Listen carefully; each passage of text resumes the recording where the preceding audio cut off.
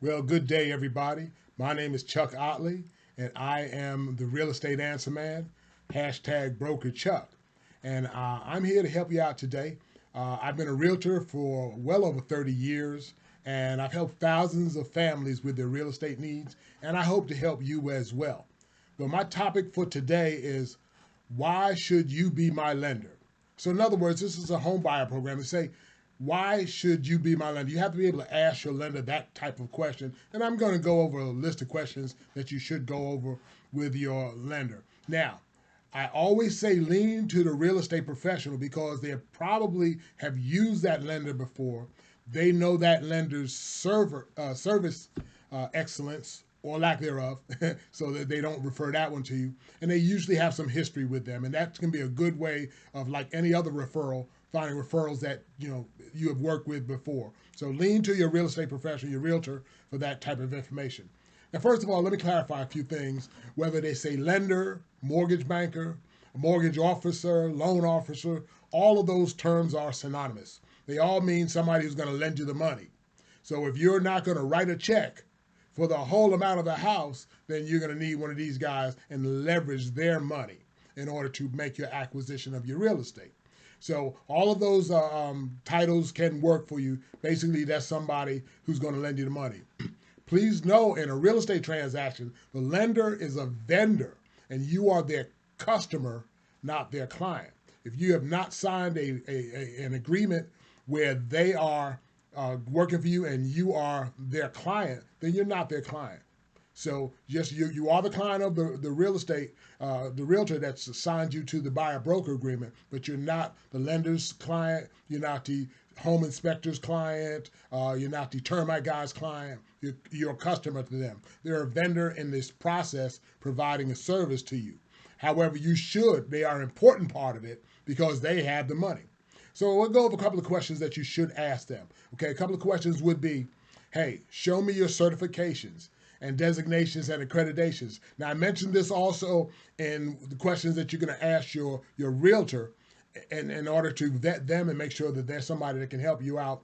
And you're going to ask the lender for that too. Hey, look, show me all your certifications. Show me the designations that you have. Show me that you've had some extra training and explain how that's going to help me. So you as a buyer, you want to know how that's going to help you. Remember, it's all about team you.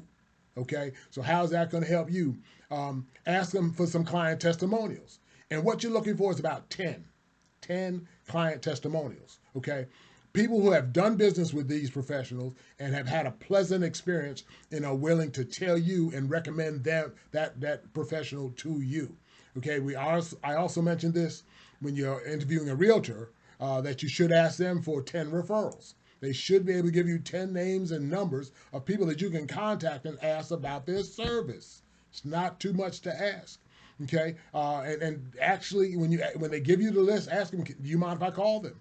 Do you mind if I talk with them? Don't just give some names on the list, Joe Blow and 123 Main Street. No, get an actual name and a number, and let that lender know that you are going to ask those people how they did. Okay, and that's going to help you out there.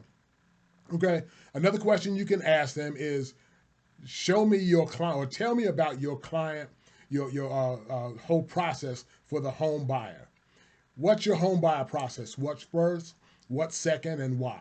And we also mentioned this question for the realtors as well. So these things do work in conjunction, but you can ask them, explain the situation. How does it go? You're a first-time home buyer in many cases, or second or third-time home buyer, but it doesn't hurt to ask these questions at all phases, especially in the beginning of the relationship before you choose to have them work for you.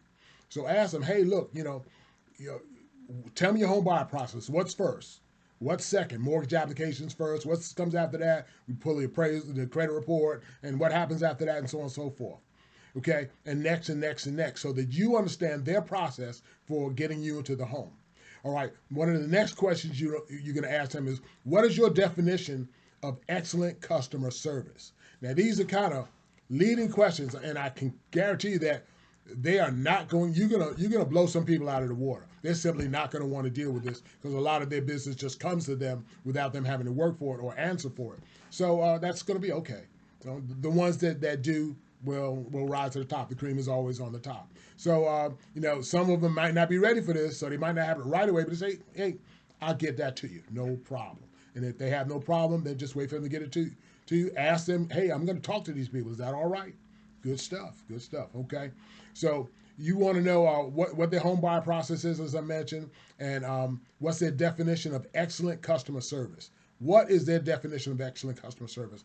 Are they willing to provide that to you? Are they willing to provide that to you?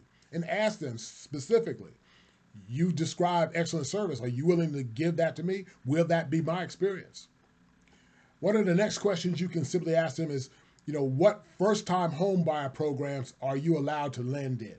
Now, you have first-time home buyer programs can be all over the place. They can be state-specific, county or whatever specific, parish-specific. Can be just certain segments of society, certain income levels, all sorts of different criteria they can use for these first-time home buyer programs. But ask that lender, which ones do you have that can help me? Which ones are you going to have that's going to keep more money in my bank account as I acquire this piece of real estate here? And you can ask them for that. Then ask them what other kind of down payment assistance programs. Now, just know, I mentioned first-time home buyer programs first because there are a lot of programs that are first-time home buyer specific. You can't have owned another property at any time on some of them and within the last 3-5 years or whatever on others. But ask them, do they have a down payment assistance program? Maybe this is your second home. They still may have a down payment assistance program to help you. So ask them, start asking around. What kind of programs are there? What do you have for me? And then one of the final questions that you want to ask them is, are you a direct lender or are you a mortgage broker? Now, the difference between a direct lender and a mortgage broker, direct lender is lending money from their own financial institution. Right? They have rules and regulations, how their underwriters will approve that loan and things like that. They know the process. They know their money. They usually have a big pool of money, things like that, and they can lend there. Now, the good side of that is they can lend directly from there. They're direct lenders.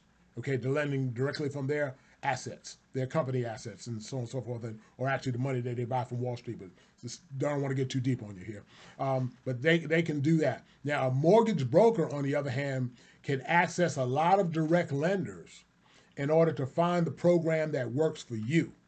Okay, so they might find a program that works if your credit is a little bit bruised. Okay, this particular direct lender can't do that, but this mortgage broker has an outlet, has somebody that they're affiliated with that can lend mortgages to people with a little bit lower credit scores or some different circumstances. Maybe you get paid on 1099 instead of W-2s and things like that. So that's where a mortgage broker comes in. And what you want to do is ask them, how does that benefit you? If they're a direct lender, how does that benefit you? If they're a mortgage broker, how does that benefit you? And again, it's all about Team You. Okay, it's all about Team You. You are bringing the transaction to the table. You are generating the income that's going to be made from everybody. And you are the one that's going to be obligated for the 30-year mortgage that you have to pay. So it's real good to ask a couple of questions right up front and make sure you get the answers that you want and that you need in order to move forward in an educated way. Knowledge is the principal thing. So get as much knowledge as you possibly can as you're going through this process, maybe for the first time, second time or so. But an educated consumer is the best customer or the best client. So educate yourself as much as possible.